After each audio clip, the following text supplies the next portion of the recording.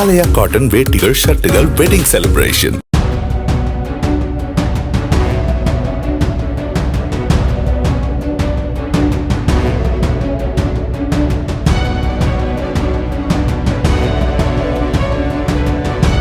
ஜார்க்கண்டில் 2 சரக்கு ரயில்கள் ஒன்றோடு ஒன்று மோதி விபத்துக்குள்ளாகி இருக்கின்றது.